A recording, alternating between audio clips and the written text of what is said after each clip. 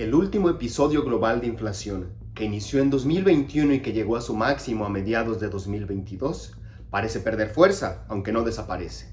Este fue un ejemplo claro de inflación impulsada por los costos, y su estudio profundo permitirá la obtención de valiosas lecciones acerca de la realidad del capitalismo contemporáneo. La tarea ya se inició, y algunos ejemplos relevantes son los estudios encabezados por la profesora Isabella Weber de la Universidad de Massachusetts Amherst. En estos, se distinguen los siguientes elementos o etapas del último episodio inflacionario. Primero, el impulso, es decir, los eventos que desencadenan la inflación. En este caso, fueron los aumentos súbitos y grandes en los precios de empresas que producen bienes sistemáticamente importantes. Estos son aquellos que, dado su enorme peso, ya sea en el consumo final de los hogares o como insumos para la producción y distribución, pueden desestabilizar los precios del resto de la economía. Hacemos referencia al hecho evidente de que no tienen la misma importancia para el nivel de precios la gasolina o los alimentos por un lado, que las prendas de vestir o los bienes de lujo por otro. Durante este episodio experimentamos un incremento importante en los precios de los bienes primarios, como petróleo y gas desde finales de 2020 e intensificados a partir del inicio de la guerra en Ucrania. Además, se generaron importantes cuellos de botella en varios insumos esenciales como los chips electrónicos y el transporte marítimo, así como en empresas que usan directamente esos insumos, lo que elevó los precios de estos bienes y servicios clave. Segundo, la propagación. Esto tiene que ver con la forma en que responden el resto de empresas a estos aumentos de los precios sistemáticamente importantes, que para ellas significan un aumento en sus costos de producción. Aquí se desprenden tres posibilidades. Primero, la absorción. Esto sucede cuando las empresas pasan al producto final solamente una parte del aumento de sus costos, aceptando un margen menor de ganancia. Segundo, la propagación propiamente dicha, que es cuando las empresas pasan al precio final exactamente la misma cantidad que el aumento en sus costos. Tercero, la amplificación, que es cuando las empresas aumentan el precio por encima del aumento en sus costos buscando ya sea mantener sus márgenes de ganancia constantes o aumentarlos. Lo característico de este episodio inflacionario fue la prevalencia de la propagación y la amplificación. Esto fue posible primero porque los cuellos de botella mencionados al inicio limitaron la disponibilidad de muchos bienes, creando o aumentando el poder de mercado temporal de las empresas que los venden.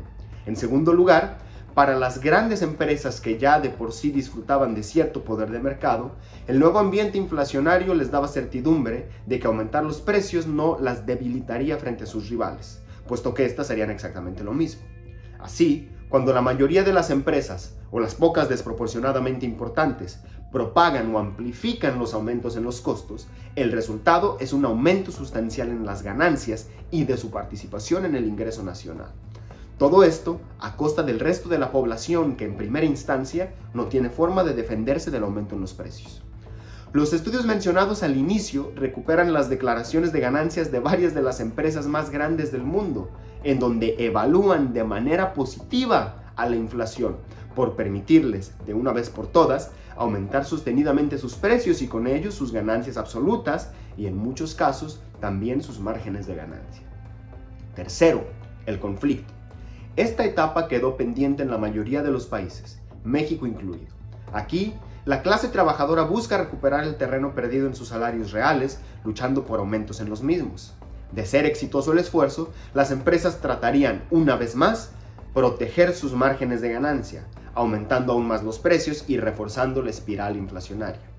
Nótese que esta posibilidad aparece mucho después en la historia, que no es la causa inicial y que en la mayoría de los casos nunca se concretizó por el estado de postración en que se halla el movimiento obrero mundial en el neoliberalismo tardío.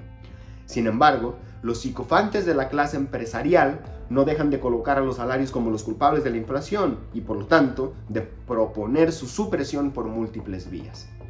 En suma, el reciente episodio nos mostró que la inflación no es un proceso económico neutral que hace que todos paguemos los platos rotos en igual medida. Bajo ciertas condiciones, puede ser un importante mecanismo para redistribuir el ingreso hacia los capitales que dominan los mercados mundiales y nacionales. La mala noticia es que choques a los precios como los mencionados al inicio seguirán ocurriendo en esta etapa de crisis sistémica del capitalismo, caracterizada por el cambio climático, pandemias, guerras e inestabilidades geopolíticas.